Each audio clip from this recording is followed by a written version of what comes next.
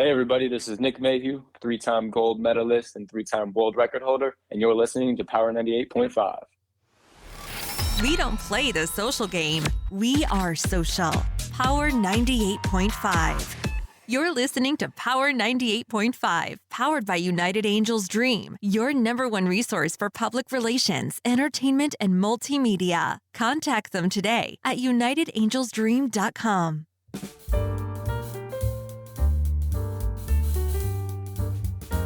It is a great day. Would you say so, Jake? The sun is out where I'm at. It's beautiful. Yes, it's a great day. and we're back after a few weeks, so that's even better. Yeah, we are. And I've got to ask, did you complete the Q&A for the new article that's coming out? Yes. I've written all my responses, and I had a couple questions for you before submitting, but I have it all written. Okay, so we'll cover that once we're done with the show. Okay, and then sounds good. We've got many more for you. This is exciting. I gotta check this out. This was a great idea that you had to do a live meditation. We're going to be talking about the importance of meditation, not only how it helps in the world of sport, also in any career, any world, acting, if you're an engineer, a chef, a pilot, a flight attendant, whatever you are, you're going to be giving us a lot of goodies, I hope. Yes, I'm planning on it. We've been getting a lot of great comments on Instagram. I don't know what the comments have been like on your end with the post, because I know you shared it on your page. Very excited about it. But Paulina, big shout out to her. She's huge in meditation. Her Instagram is She Is Paulina. I just did a review for her. She's all about mindfulness. So if you ever see any comments or anything at all, Jake, whether it be from what I'm sharing either on my Instagram, on a station's Instagram, or even on yours, her Instagram is She Is Paulina. She writes a lot of beautiful inspirational quotes, and she's all about holistic and mindfulness, just really up where we are at when it comes to being just more conscious about how we live and how to better our lives. So definitely, you ever hear from her or get a response or comment from her, don't hesitate to reach out, because she's also writing a book. And I gave her a review that I believe that she's including in that book. And maybe there's something that you guys can sort out if that connection comes to fore. No, that sounds great. I love meeting other people who are into this and love talking about it. So collaborating. So yeah, that's great. I will keep my eye out. I want to double check here. Is it, where are you, Paulina? Because I want to see, I just had her. Oh yeah, this looks amazing. I can't wait. I'm into anything mindfulness and meditation. You always have the best guests, hands down. So that was by Paulina. Wow. Okay, I'm looking for it right now. So she responded back to that. That was on mine. I'm going to go back down, and I'm going to go. Actually, did you? So you did respond back to some of these. I will get to the others later. No worries. Take your time. You're a busy and most popular man. I'm going to be like, so I'm going to tag you right now in her comment. Okay, great. She is loving it. This way you'll be able to easily find it. All right. That's perfect. Okay, so here's today's title. Mindful Performance, the Power of Meditation in Sports. All right. In this week's episode of In the Actors and Athletes Studio, we'll explore the benefits of meditation in sports. Today and every day on In the Actors and Athletes Studio, we've got professional sports psychologist and athlete Jake Jensen. Also, he's a film producer. He's an actor. And Jake is going to explain about not only how to improve, like meditation can improve performance, but also aid athletes who struggle with anxiety, depression, and other mental health illnesses. Jake will share his insights on how meditation can help athletes cope with injury and overcome challenges such as transitioning in and out of sport. And as a special treat, Jake is going to guide us through a meditation. Here are several key points, Jake. People know, people talk, we all know where meditation helps with the entire holisticness of self. What is not often discussed is my question for you is, where does it lie when we think about anxiety and depression and other emotional and mental health issues or disconnections or whatever is going on in a person's life? Where do you begin? How do you assess to know where to go?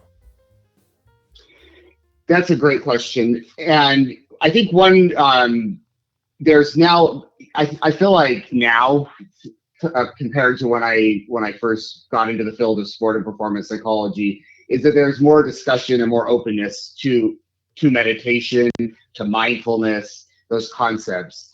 But I truly believe that almost everybody can benefit from it. So it's something that I introduce when I'm working with a client one-on-one. I introduce the concepts of meditation very early in our sessions. Now, some people still have a little bit of that stigma that meditation is, this Eastern spiritual, that it's not Western, it's not as mainstream. And so I have to kind of assess, somebody's openness and readiness. But there's ways to practice it without even calling it meditation, which I will talk about when I lead the meditation a little bit later in the show.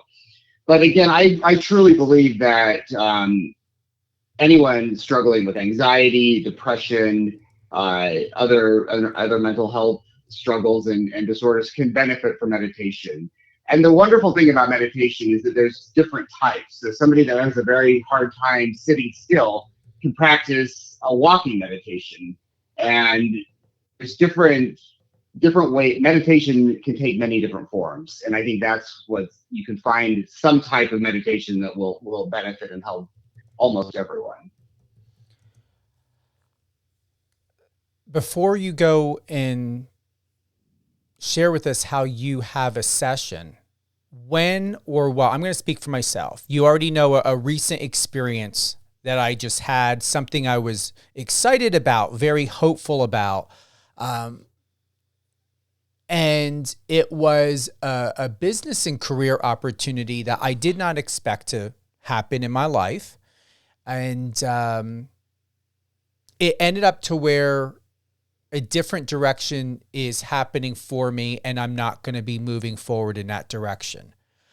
Knowing that we just had a candid conversation before we went on, I just found the news out not even 15 minutes ago by email. Sometimes I like to get a phone call. Can people get personable and just have a phone call like we used to have, so we can have a little bit of a conversation about it? Yeah. But it's all good.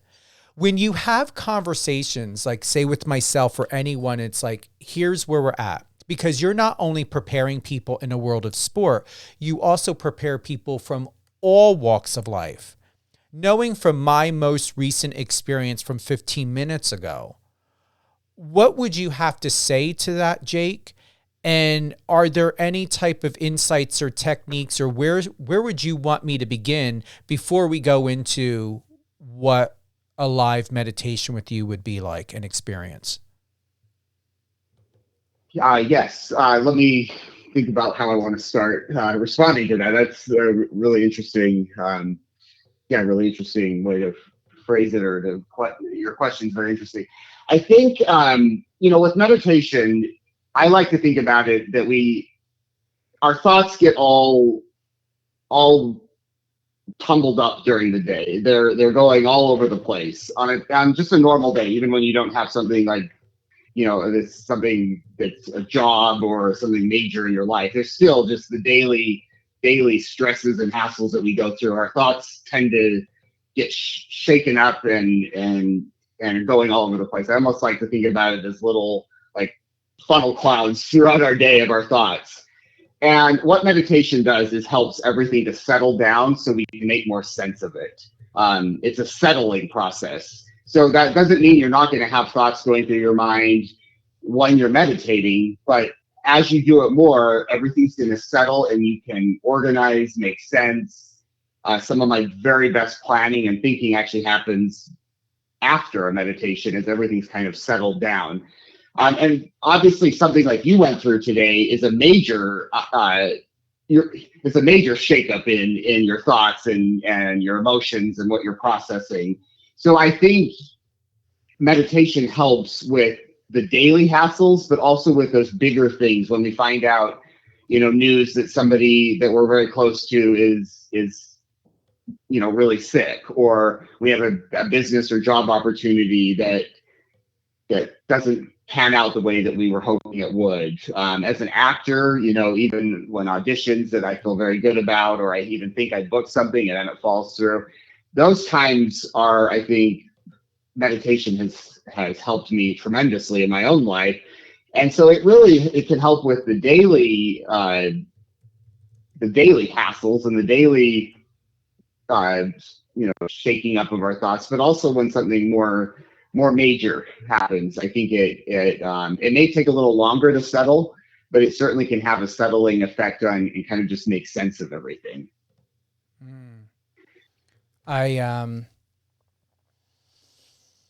I'm processing what you're saying because you've been instrumental across the board, and for everyone that's tuning in. And Kelly, thank you so much for the love and support. She just sent a message that she's looking forward to the live meditation. I'm going to honestly say, and I believe I've told you this before, Jake, is you help people without even realizing it, even when you are not in session. And that's what I appreciate about you most. Even for today, we're speaking and sharing as friends. We're not in a session, but it feels really good.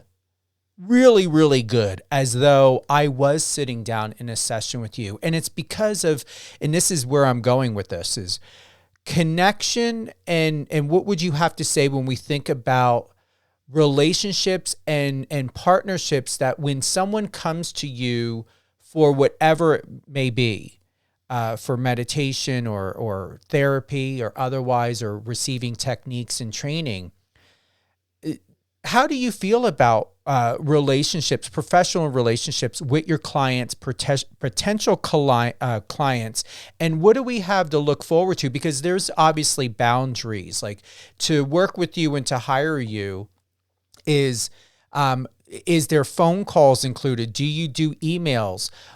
What in depth of a relationship, and how strong, and where does that relationship go when working with you?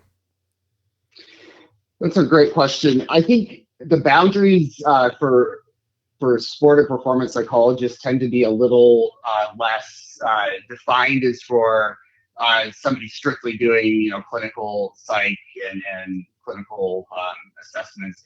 Because, with athletes, I'm often going to practices to see them training. I'm going to when they're performing, I'm going to go watch them. And there's much more interaction outside of just an office. And I think that's, I want to see this person performing. I want to see this athlete or an actor. Maybe I won't see an actor on set, but I'll see their work.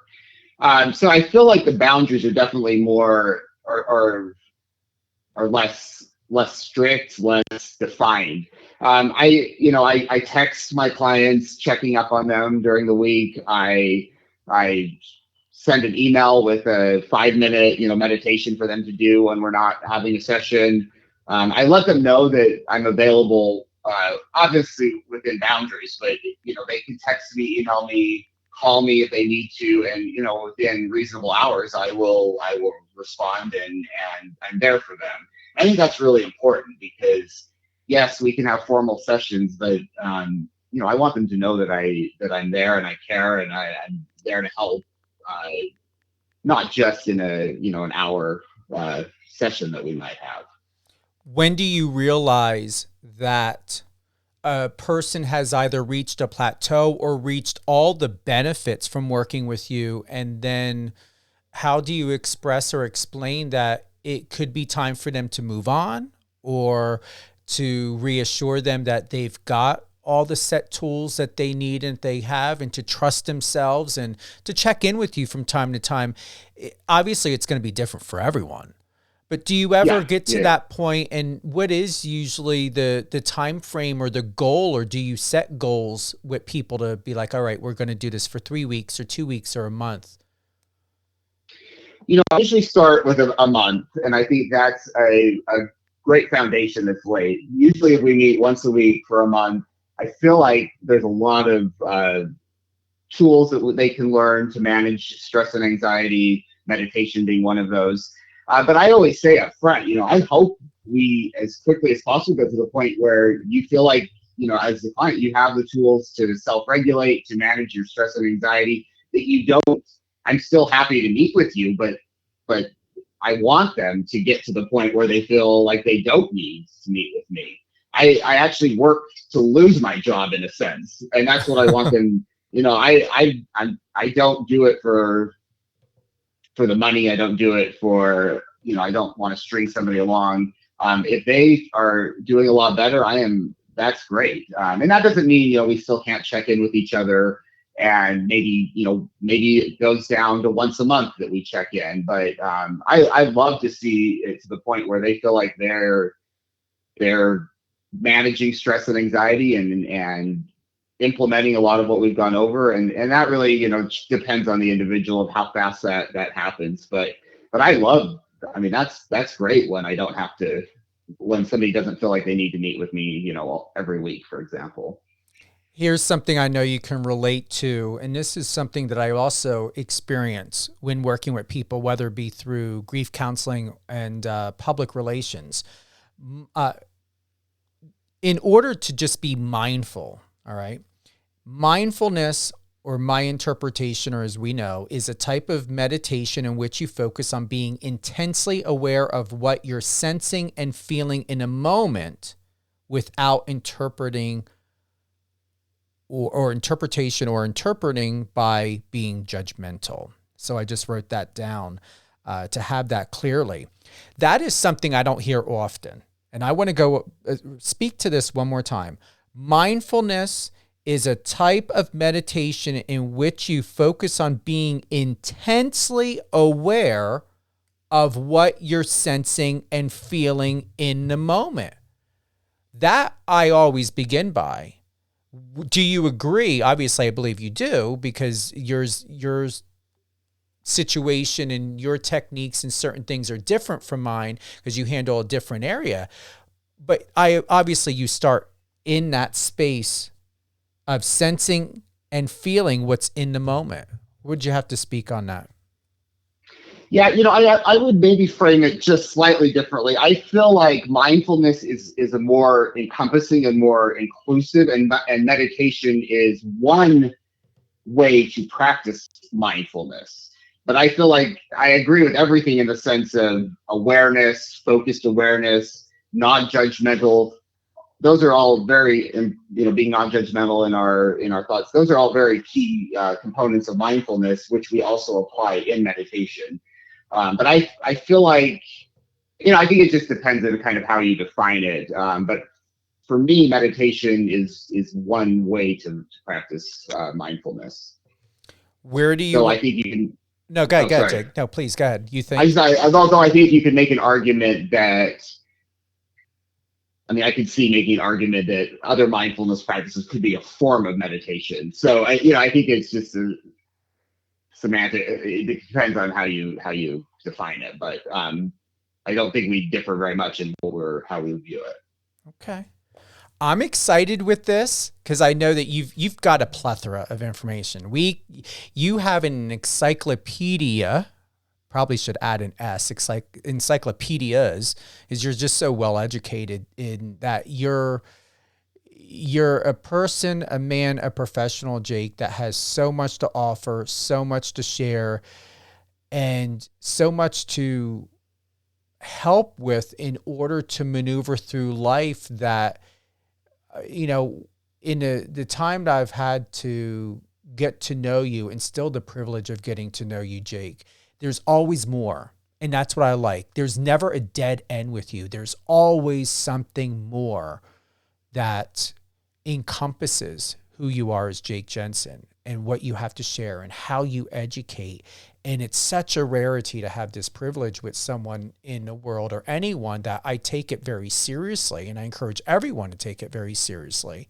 When meeting you and someone like you, if no one's local to the LA area, but still you can always contact Jake by email and contact him by his socials.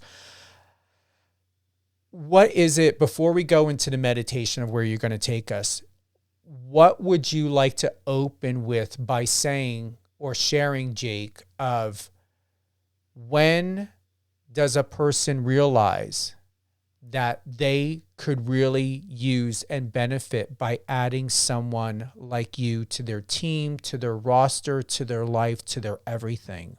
At what point do we get to where it's like, I have to do something. I have to take action. I need support.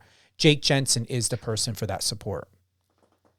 Yeah, you know, I'm so glad you brought that up. And first of all, thank you for your kind words. It means a lot to me. And, you know, it's something I 10 years of school, grad school, but also 10 years of just practicing a lot of what I preach on myself. And, you know, it's been a privilege to grow as a person and then to be able to share that. So I really appreciate those words, Steve. It's very interesting because last night I was teaching last night of class. I'm a professor, and my students had to create a 10-minute long guided imagery script for themselves or for somebody in their lives or for an athlete. They could choose. We had ones most of them were geared for athletes, but I had one that was geared for himself as a musician going on stage. I had one, you know, that developed it for her younger sibling who has a lot of anxiety when she goes out and plays basketball. I was blown away by how well these students created these guided visualizations, guided imagery sessions. And I was almost emotional about it last night because they were so powerful. And I just realized, you know, we need this in schools and we need this in youth sports, and because people need to be practicing mindfulness, meditation, guided imagery, which has, you know, can almost take the form of meditation depending on the type it is. And I just, you know, I think a lot of people have to just come to realize that they need that, but I really hope we can find ways to get it implemented more in schools, in youth sports, because I just, you know, my students all were like, gosh, if we had these, you know, to practice on ourselves, or when we were, you know, a lot of them were good high school athletes.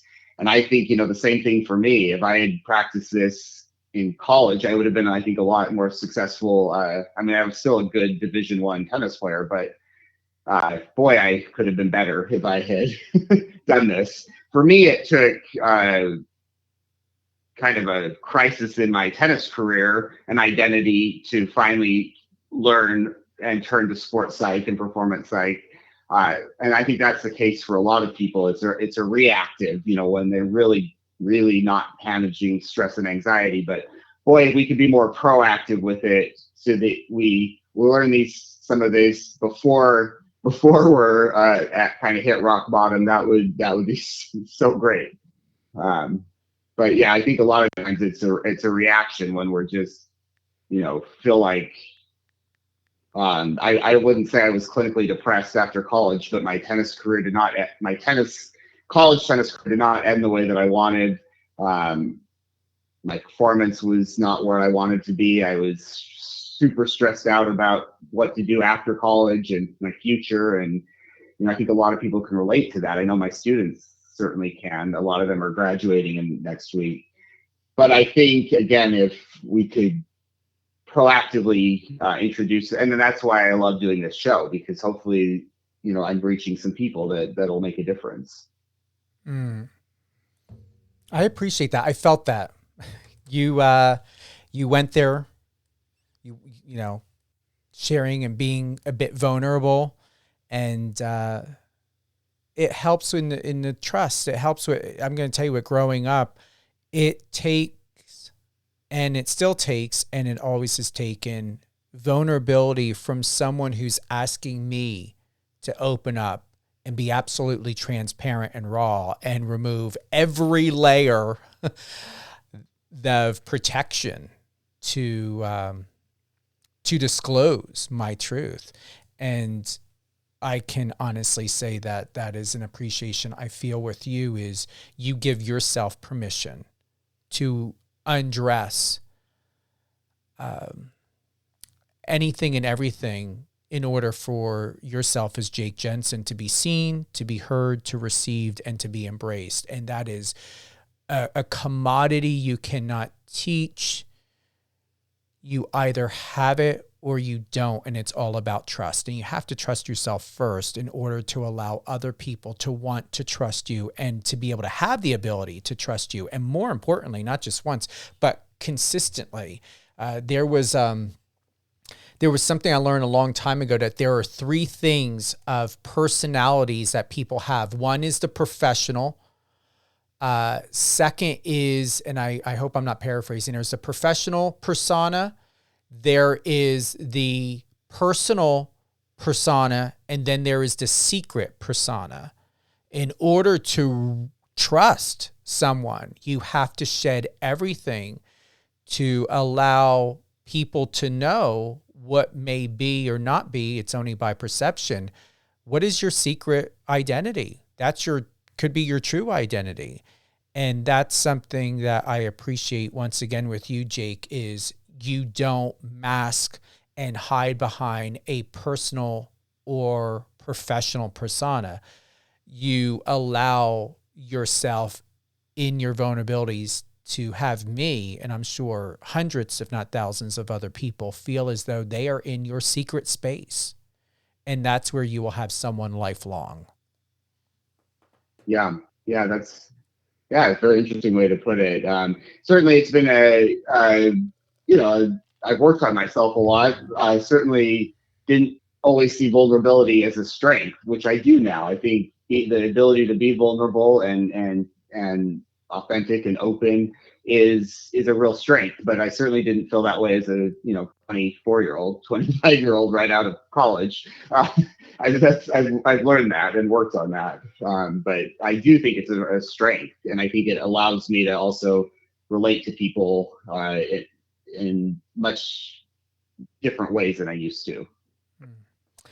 I would like to have you start the meditation, because I know I felt that this would be really great to share as much information so that people will have an understanding when they hear this. We're live, but it's also recorded, whether they listen to it on their favorite podcast or when we re-air it again on Power 98.5, or even when you listen to it on Daily Motion. How do you want to begin the meditation? And I feel like I'm going to be a client, or I'm here as a friend sitting in with you, so this is going to be an experience I'm going to have as well. I want to double check and see, Christina, if you can check and see, do we have any comments, anything at all from anyone right now? No, thank you, Aaron. Aaron's giving a shout out. No questions. Okay, so where would you like to begin, Jake? Because obviously we don't need music, right? Like people can use play this back and use their own music. They can use their own music or sounds. I love to do it with ocean wave sounds. So I'm not going to do that on here because I wasn't sure. I'm not sure if I share it on my phone, it would. If you're on this, we'll do it without sound, but people can certainly add in any background music or sounds that they would like. Yeah, I was going to say, should I find some ocean? But at the same time, so it's mainly, I would say, complimenting to everyone, because everyone enjoys different stuff. Does it work without sound if we do it now? Yeah, it works great. And okay. And I think it's actually better for someone who can add in backgrounds, music or sound. that works for them.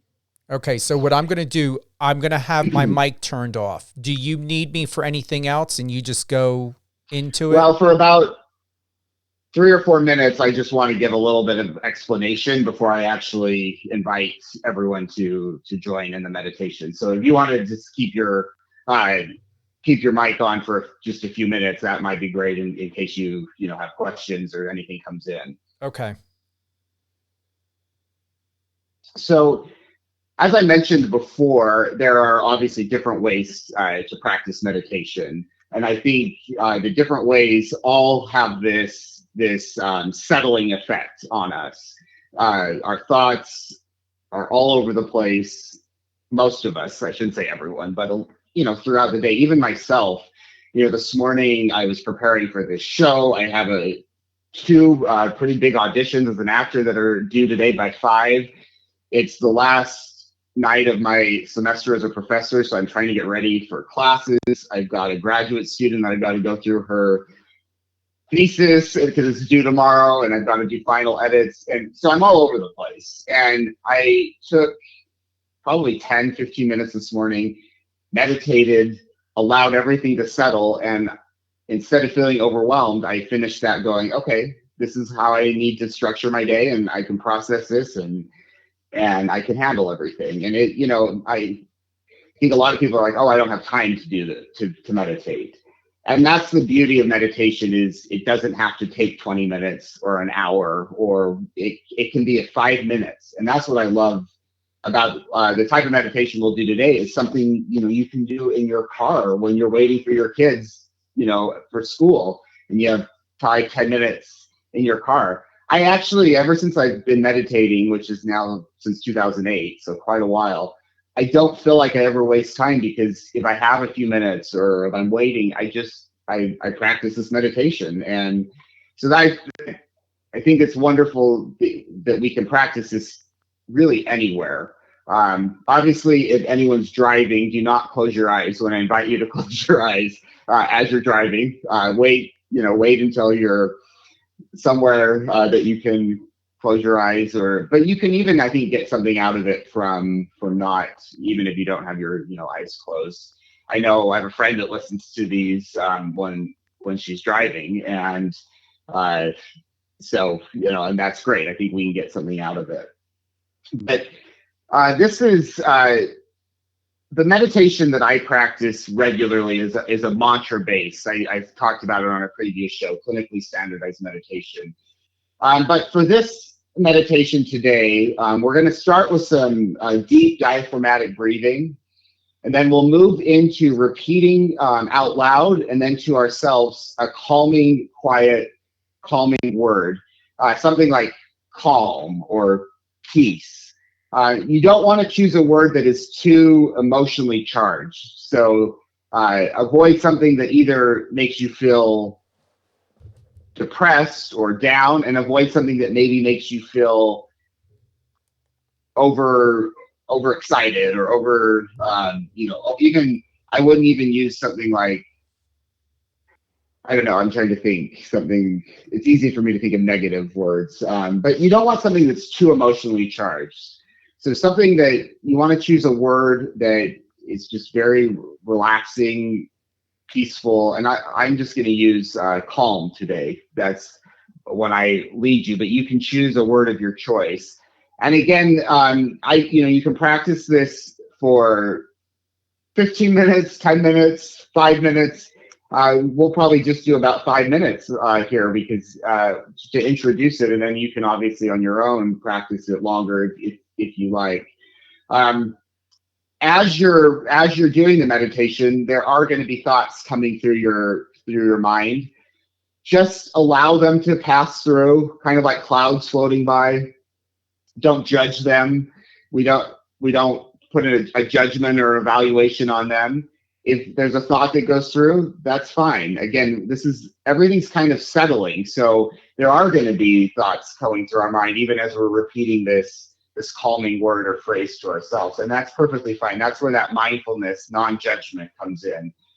We're not judging ourselves. We're not judging our thoughts. We're just allowing them to pass through as we're repeating this calming word to ourselves. And you know, I often don't even call this meditation. I just call it a relaxation response. Herbert Benson, a famous psychologist, actually coined this as just a relaxation response that can be done anywhere. Ideally in a quiet, peaceful place. I like to do it. My favorite place to do it is at a beach where there's nobody around, but I can do it in my chair. I can do it anywhere outside that is comfortable. I mean, and like I said, even in your car, you can practice this, which is, you know, I do it when I'm waiting for someone or waiting. I have a few minutes in my office before class. It's a wonderful way to kind of let everything settle and prepare for what the rest of the day or what life's throwing at us. So I would now like to start the meditation or the relaxation response. And I would like everyone if you're in a situation or a place that allows that, to close your eyes. And we're going to start with a few deep diaphragmatic breaths. Our diaphragm is an inverted U shape right below our rib cage. You can actually place your hands just gently below your rib cage, and you can feel your diaphragm as you inhale and exhale. And what happens as we take an inhale, which we will do in a minute, as you inhale, the inverted U actually pushes down into a U shape. So a lot of people call it, you know, stomach or belly breathing, but in reality, I want you to think of it as just gently as you're inhaling, your air flow is gently pushing down on your diaphragm. It pushes down into a U shape, and then as you exhale, the air pushes back up into the inverted U.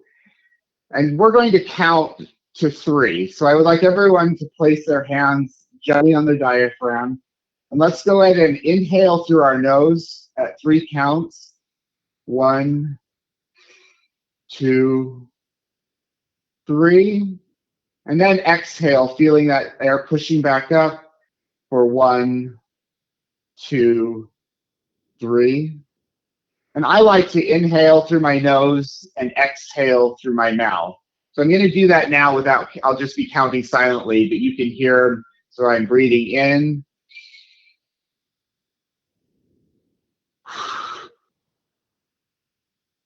And you can hear me exhaling through my mouth. I find that leads to a deeper level of relaxation for me. You can obviously experiment with your own breath and feel what feels comfortable. But let's go to take 2 or 3 more deep breaths, inhaling in through our nose and exhaling through our mouth.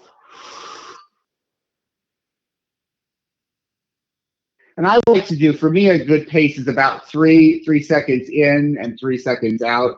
Some of you that have practiced yoga or practiced a lot of breath work might expand that and do that longer. But I find 3 counts is a good average amount. So I'm just going to go ahead and take one more deep breath in.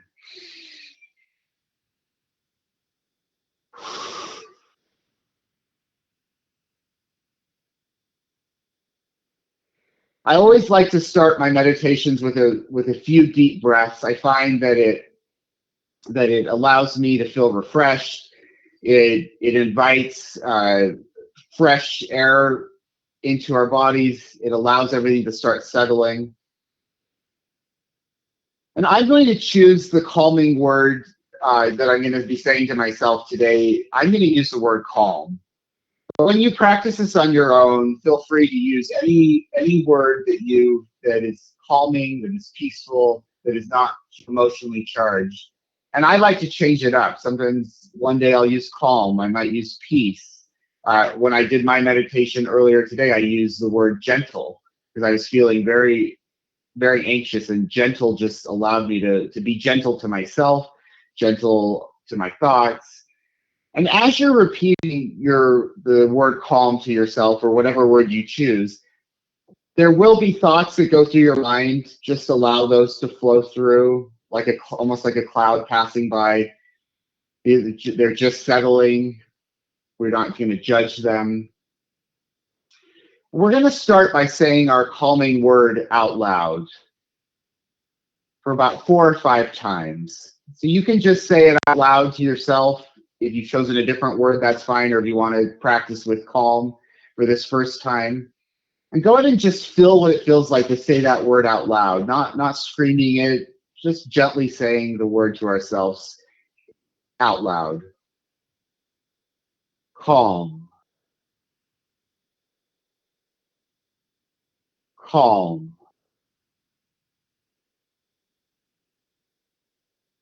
calm,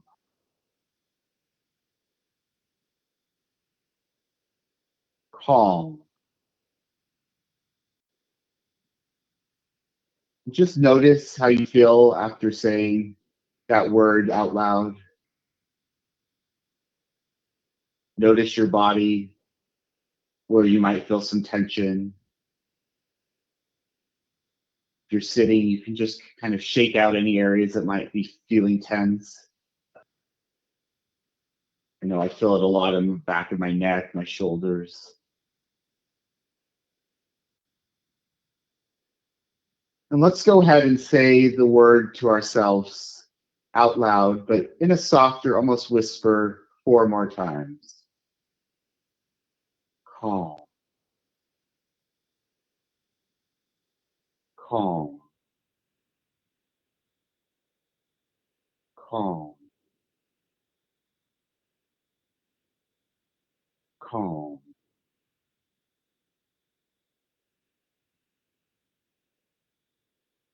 And now I want you to repeat that word 3 or 4 more times out loud, but each time getting a little bit softer. So by the time you reach the fourth, it becomes a silent, that you're repeating it silently to yourself. And when you get to that point, I'm going to give you about 1 to 2 minutes of silence that you'll just repeat the words silently to yourself, letting your thoughts pass through your head.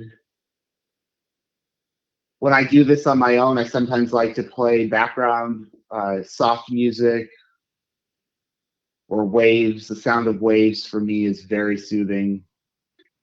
But it can also be powerful to do it silently. Although it'll only be 1 to 2 minutes max, sometimes that can be very uncomfortable at first. But just sit with that as you're repeating your calming word, continuing to take deep breaths. So again, we're going to say the word 4 times, but by the time we get to the fourth, I want it to be almost silent so that by the time you're at the fifth, you'll just be silently repeating the word to yourself for 1 to 2 minutes. Calm, calm, calm, calm. And now gently repeat the word silently to yourself.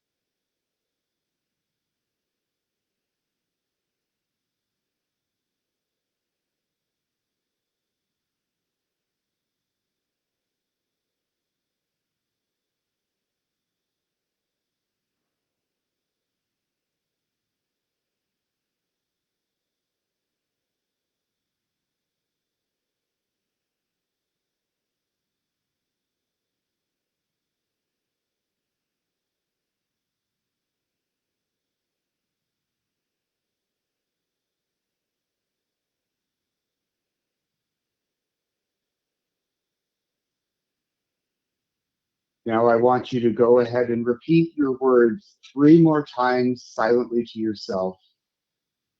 And when you reach the end of the 3rd time, you can slowly open your eyes.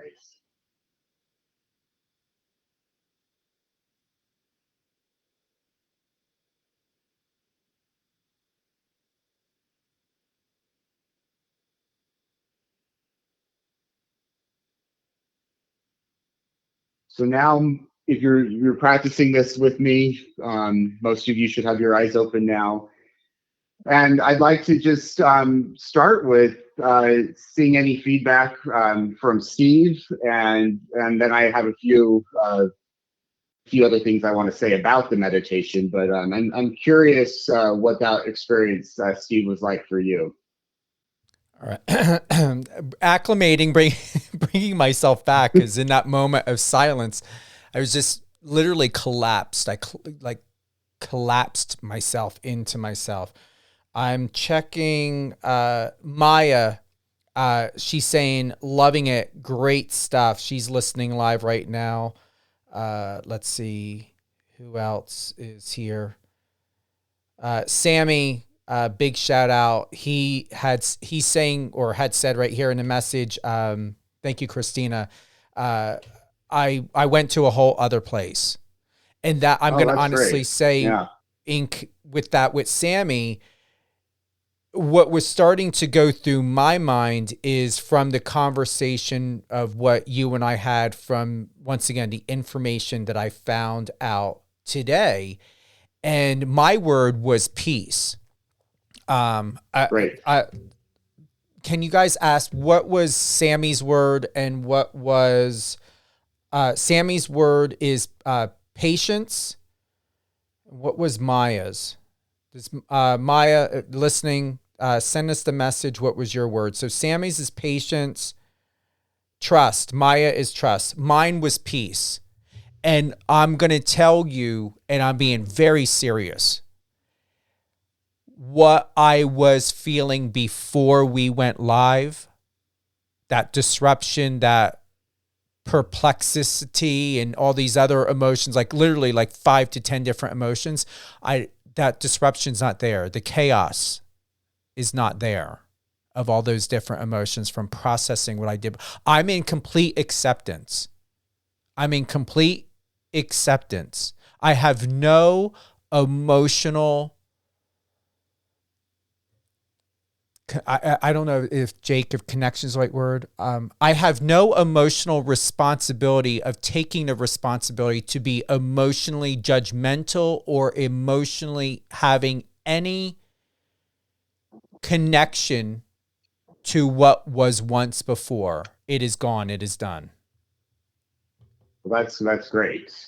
That was my hope. And so I thank you so much, Steve, and thank you everyone who is commenting and sending in your feedback. I really that means a lot. I appreciate it.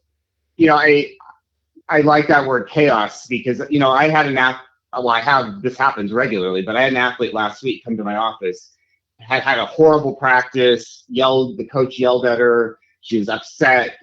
They got this postseason tournament coming up. It's a big deal, an honor to be in, but she was a mess. There was chaos. I mean, her life right then was chaotic, coming straight from practice. And I had her do this short 5-minute relaxation response. And it was amazing how just that 5 minutes put her in a completely different place. And we had a much more productive session than if we had just jumped right in. Sometimes you have to just jump in and address things. But because we worked together for a while, she was very accepting of taking 5 minutes. But it was amazing the shift. It went from this chaotic energy to, okay, let's talk and process. And I've seen this. It can be very, very powerful, and it doesn't need to be complicated. It doesn't need to be long. And it can make a big difference in our day and in our sessions in our lives. And obviously, there's times where you can do it much longer, but it doesn't have to be difficult or long to be very effective. Chelsea just sent in this message. She said, I just read this earlier today. We are made better when we work together. Thank you, Chelsea. I like that. We are made better when we work together. Wow, that's a powerful statement. And that's it's interesting. That's one reason I do like doing meditations in a group, because I feel like even though it's an individual experience, there's still an energy by doing it together. And so I actually really love, like, when I lead it in a group setting or over the radio. That's cool. But absolutely, the more we can work together, I wish our society would figure that out. It's true.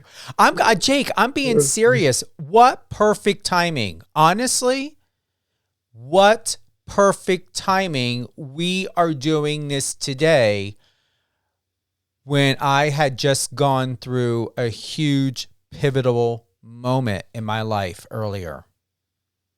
Yeah. Synchronicity, just the fact that we did this today, that you had gone to, it's very interesting. And thank you for sharing and being vulnerable. That's not easy as well. No, and honestly, because I did my best not to collapse myself in a situation. And, we at times truly believe, when we're in our minds, we truly believe, wow, what could this be? I would like to say, most importantly, what this meditation did is it brought me completely back into my heart center, into that heart solar plexus center. And it rephrased the question as to, what would this opportunity do to me? Instead of for me, do to me. What would it do to me instead of what would it do for me? We live life so much processing and contemplating what something would do for us. What would it mean when we ask, what would it do to us? I'm writing this down. I'm writing it down too. Good. I'm writing it down too. I have to. All right. And anyone else, if you're listening, Jake and I are both writing this down. I'm actually going to type it. Let me put this in every opportunity, instead of asking,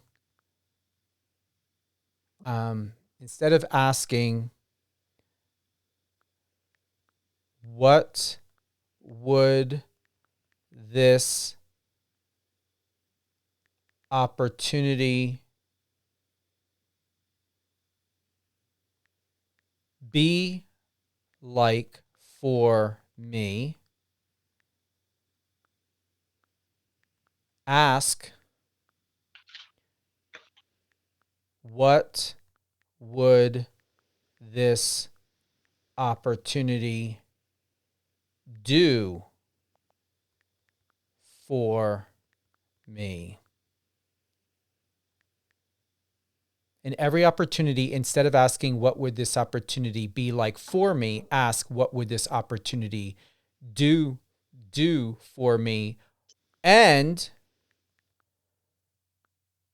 what would this opportunity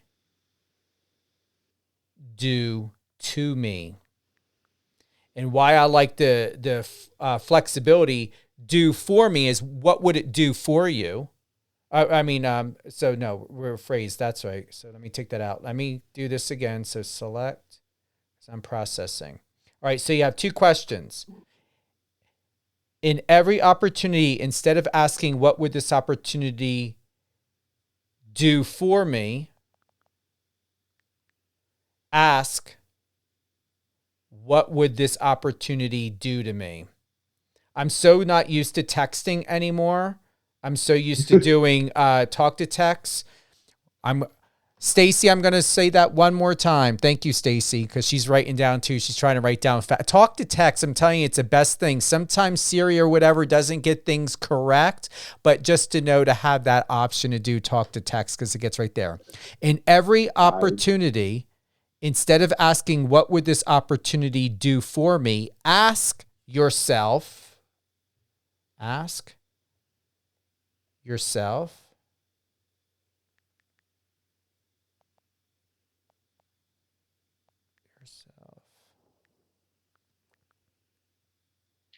What would this opportunity do to me?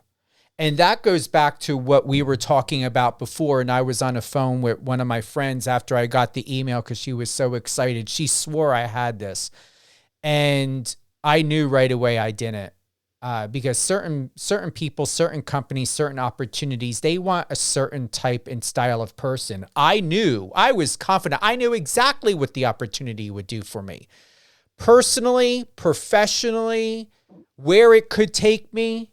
And then when my instincts, I knew where it was going, I didn't want to ask myself at the time, Jake, what would it do to me?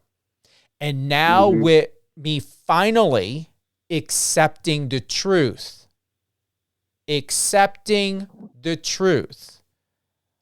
I am accepting the truth in addition to accepting the decision of what it would do to me. And I know in the bigger picture, Jake, it would not have put me in a better situation. It would have put me in a subservitude situation to where I would have been allowed to shine and express and expand myself and who I am. I would not have been able to really live to being who I really am. Yeah, that's a very powerful insight, and that was very revelatory for you today. I can speak, I can talk, but yeah, that's powerful. Mm-hmm. That's why. And I felt it the entire time, even when I was there. I felt it the entire time. I just was, telling myself, this is going to be great. It's going to be great. It's going to be great. And then I was like, yeah, like this can be really great, but can be is not good enough. You have to know for a fact of what it's going to do to you. Yeah. And it sounds like you had an intuition already of the type of person they were looking for versus what you bring to the table and who you are as a person. Absolutely. And also to be mindful of, and you know this very well, Jake, and many people do, is when you go through that door, when you accept that, let's say this did go into my favor of how I wanted it for me,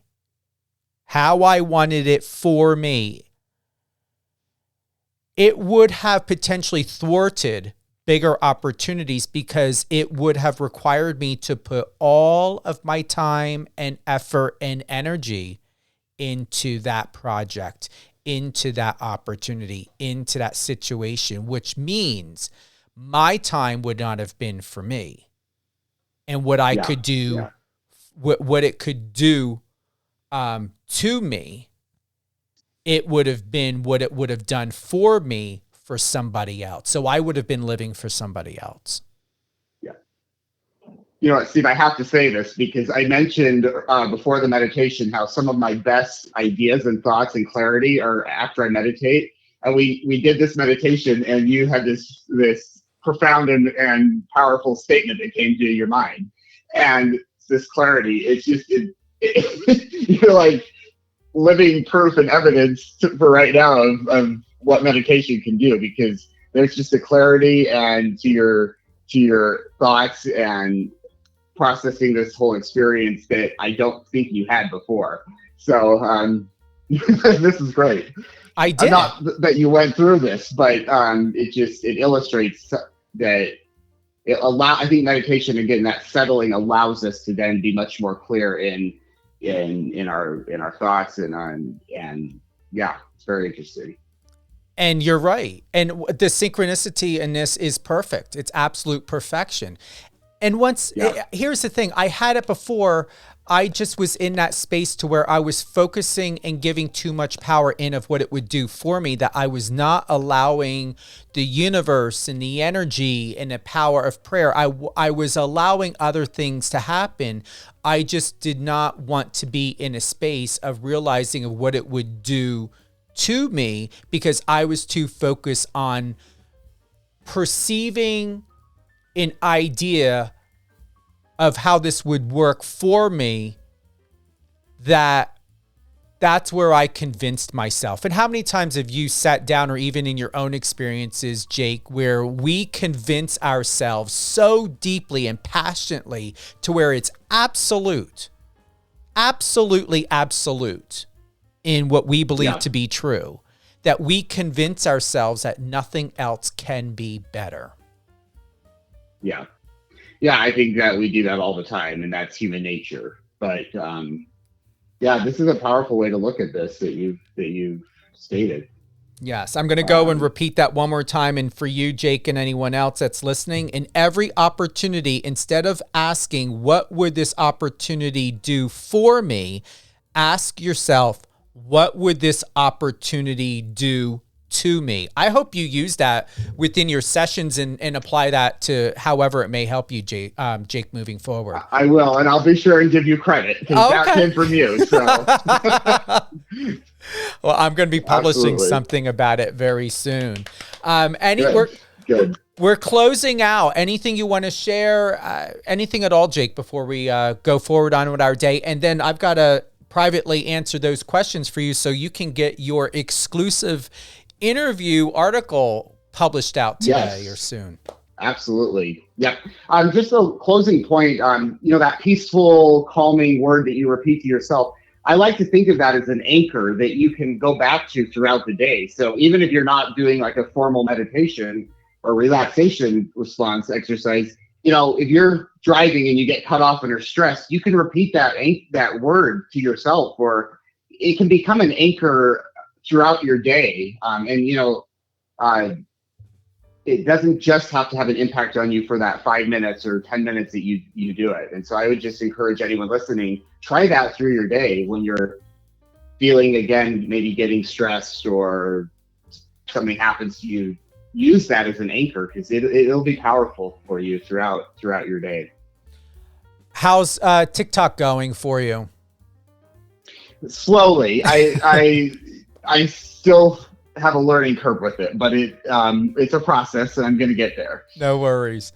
I saw a video today to where this woman said, as long as she's been on TikTok, there's two styles of people.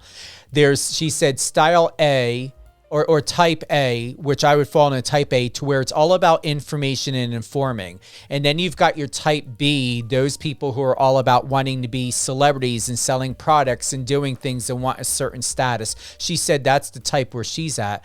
And it's all about offering information. So no matter what group, what type you're in, what you're doing out there, for myself, and I've said this before, if platforms or social media were more inclusive by focusing on the fact that without us, there would not be an Instagram, a Facebook, a TikTok, a Twitter, nothing else. The problem is they don't.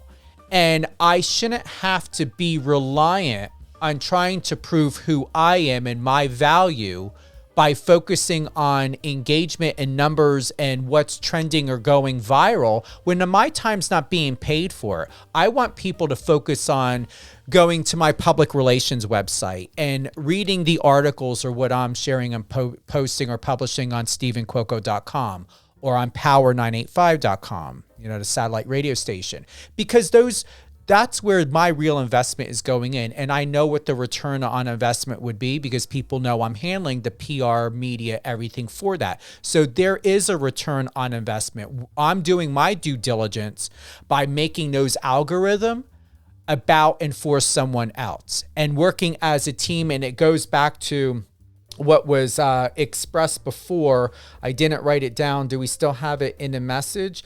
Yes, here we go. We are made better when we work together. Something like that. Is it still there?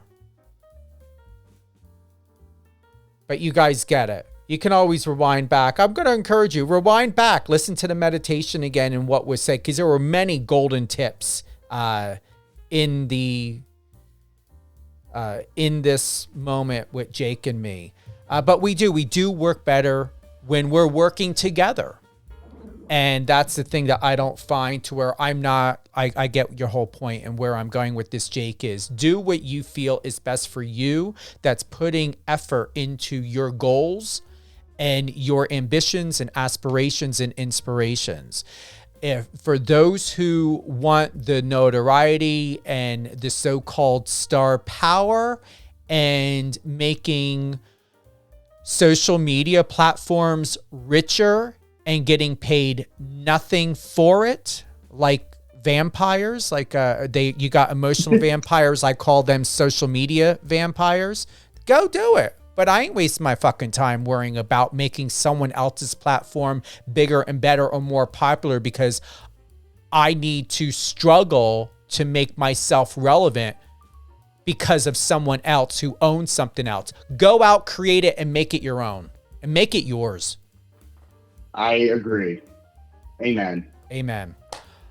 All things Jake Jensen. It's Jake Jensen Media, right? Because I don't have your Instagram up. I should know it by heart. That's right. Yep. Jake Jensen Media. JakeJensen Media. Instagram, TikTok, Twitter too, right?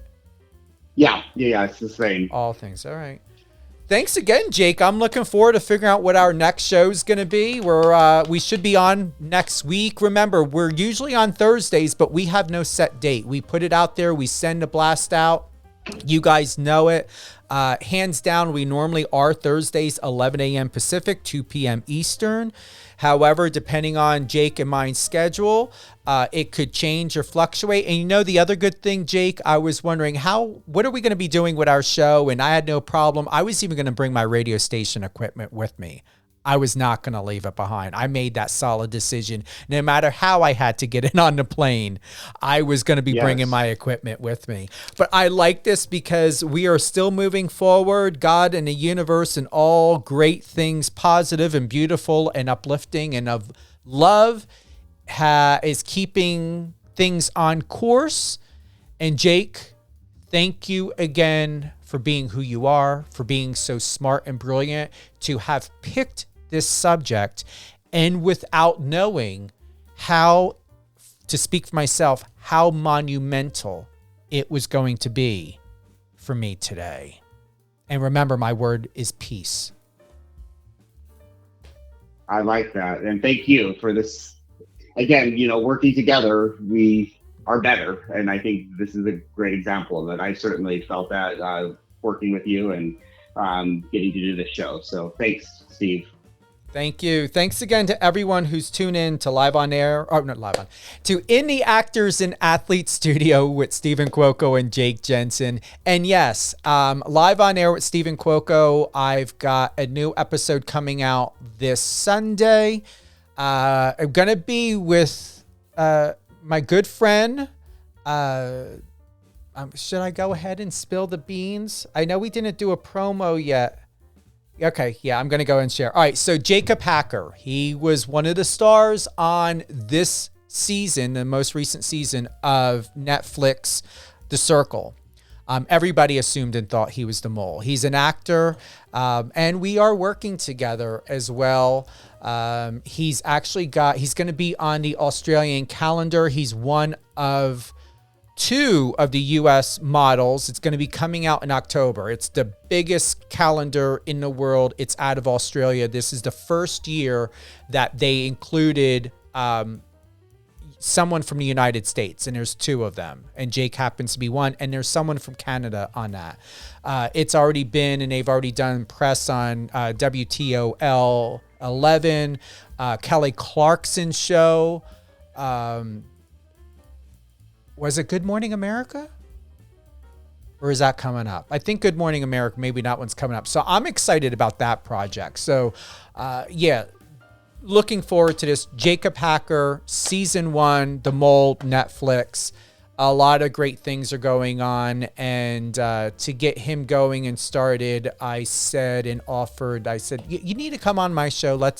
You can co-host with me from time to time and move forward that way, because his attention needs to be on getting some big roles and doing some big things. And he reminds me of a Clark Kent, and they actually came out with an article referencing him as like a superhero and like a Clark Kent. So definitely check out Jacob Hacker's Instagram. I believe it's jacob.eugene.hacker.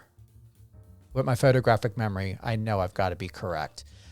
Jacob.eugene.hacker. We're going to be live on air with Stephen Cuoco this Sunday. We will be doing a blast out, email blast out, social media blast out, all of that of what this Sunday's episode is going to be. And then I've got some more stars, actors, and I think a producer coming up, putting some of that stuff together very soon. And definitely continuing to take Power 98.5 to the next level. Also, I'm covering NBC The Voice this season. Again, I think this is my 6th or 7th year. Season 23. You can go to power985.com to see all of the latest and greatest of the photos and the highlights so far of this season of NBC 23. Also, Stephen Cuoco, StevenCuoco.com. The photos are on there when you go to live satellite radio. And we are great. I mean, wow. I've got my power back. I feel absolutely encapsulated in my entire self from that meditation. Share it. Remember, it's going to be on all your favorite platforms a little bit later today. And all great things, Jake Jensen, Jake Jensen Media. Love you guys. Thanks again for being with us.